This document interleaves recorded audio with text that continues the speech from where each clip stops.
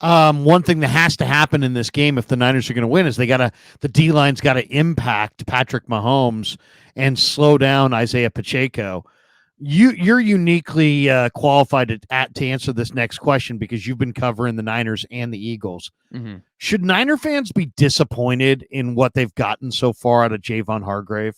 Because Hargrave has 0 sacks, 0 tackles for loss, 0 hits on the quarterback. He got $40 million guaranteed. The discussion the day that signing happened was, man, the combo of Bosa and Hargrave are going to wreak havoc on quarterbacks. It really has not happened. You've watched the Eagles with Hargrave. You've watched the Eagles without him. You've watched the Niners pre-Hargrave. Now you've seen his impact. Are you disappointed in what he's contributed? There's a little bit of a trend here, and I think that the sack numbers for all the marquee players on this Niners team are down. And with that, I point to, and I bring up this question, is it the scheme? Is the scheme a little bit different up front as compared to what D'Amico Ryans was running? And before that, what Robert Saleh was running? Because Nick Bosa 2 years ago won Defensive Player of the Year, 18.5 sacks. And this year, he logs 10 sacks.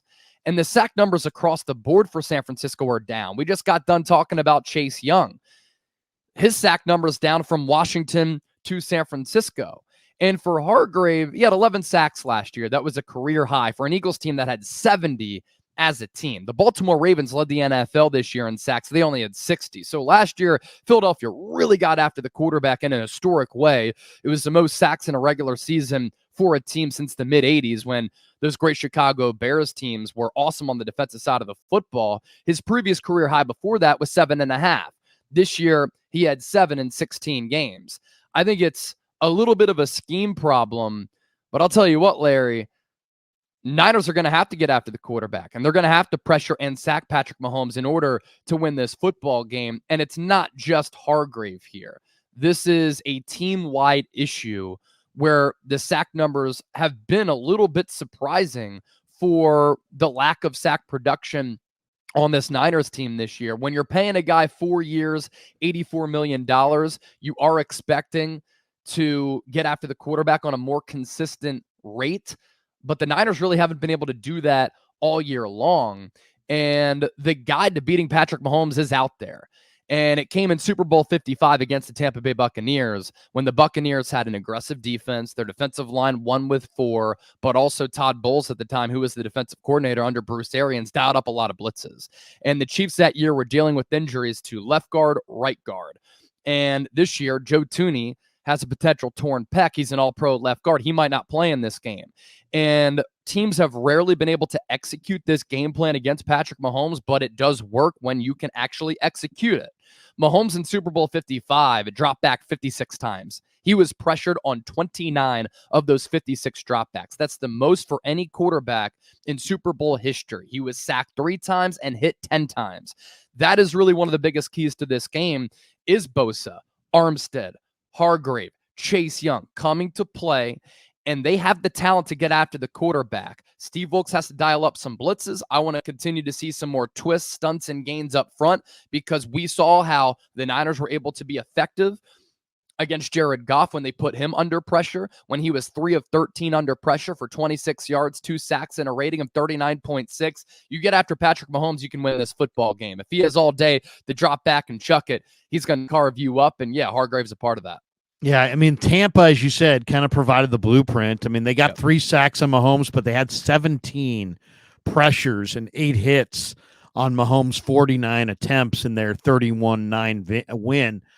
I mean, what do you think? I mean, if you're Wilks, what's the game plan here? I mean, you try to get it done with 4, but if you can't get it done with 4, I mean, the big question I guess I would have is, can the Niners stop Pacheco with 7 in the box, or do they have to add an extra guy and play some man?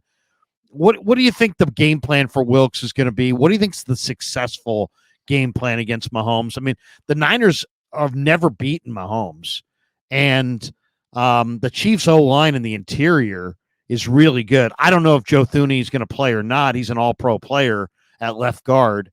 They've allowed the second fewest sacks in the league this year in the interior. What's the plan that you think gets it done against Mahomes and company? Yeah, and one more thing about Hargrave, and I talked about this when the Niners made the signing. He's a very good pass rushing defensive tackle. He has never been good against the run.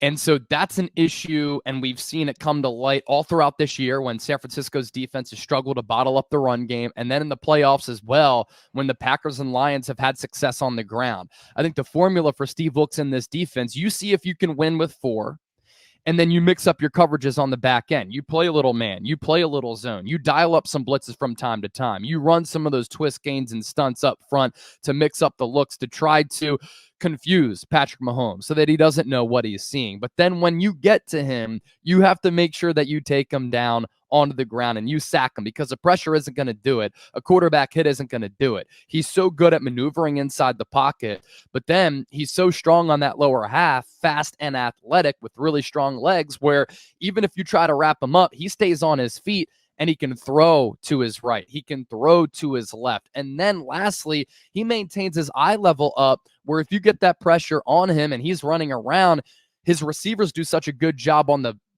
downfield element of this, especially Travis Kelce, where they kind of just freestyle a little bit and they get downfield and they try to find a little gap in the defense where there's some vacant grass, and they go there and Mahomes is able to hit him, and then he can run the football as well. So he really does just pose so many threats, and then he drops the arm angle down to multiple angles. And I know a lot of Niner fans this week have said you can't play zone against Patrick Mahomes because he'll carve you up when you play zone. Well, the Baltimore Ravens last week played a lot of zone, and I thought that the defense for Baltimore played extraordinarily well. They held Kansas City to 17 points. I believe Kansas City didn't score a touchdown after halftime.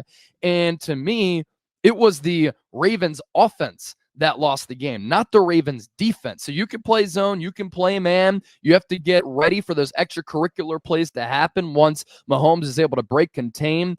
And if the Chiefs are able to establish the run, that's a massive problem, because if you try to stack the box, that's when the Chiefs will kind of spread you out, and then they're going to try to take the top off of the defense, and Mahomes is so good at throwing with touch and accuracy to all 3 levels of the field.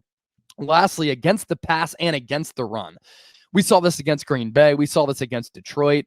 The Niners have done an awful job of setting the edge, and that's really allowed them to get exposed through the aerial attack and on the ground. So I think with Pacheco and against Patrick Mahomes, you just have to set the edge. And you can't allow Mahomes to break contain or Pacheco to get out to the perimeter. And then obviously tackling is going to be really important in all phases, and San Francisco has struggled with that all year long. So this is going to be a tall test for sure, even though the Chiefs wide receivers are probably the worst under the Mahomes era.